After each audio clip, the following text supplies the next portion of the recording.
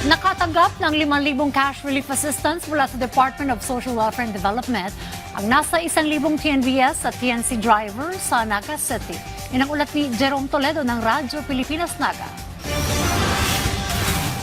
Maaga pa lang, marami ng Transport Network Vehicle Services o TNVS drivers ang naghihintay sa mall na ito dito sa Naga City para sa payout ng cash relief assistance ng Department of Social Welfare and Development o DSWD. Si Kuya Melchor laking tuwa matapos matanggap ang 5,000 pisong ayuda, lalo't malaking tulong daw ito sa kanilang gastusin.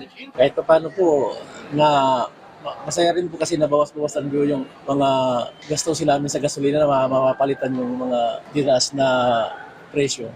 Pang isang linggo po mayroon ng panggasolina. Si Warren at Gilbert naman laking pasasalamat din sa natanggap na CRA. Maiibsan daw kasi nito ang hirap sa mahal ng presyo ng mga bilihin at gasolina.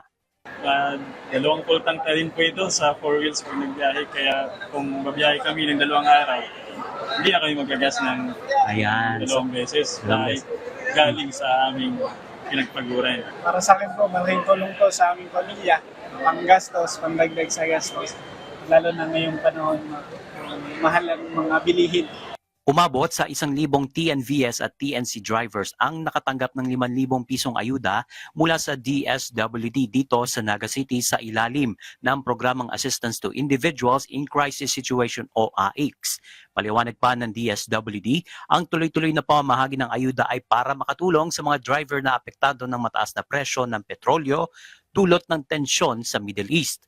Tugon din ito sa utos ni Pangulong Ferdinand Marcos Jr. na huwag pababayaan ng sektor ng transportasyon na direktang apektado nito. Bukod sa payout sa lungsod, may hiwalay na payout din sa iba pang mga lugar sa Camarines Sur. Mula rito sa Naga City para sa Integrated State Media, Jerome Toledo ng Radyo Pilipinas, Radyo Publiko.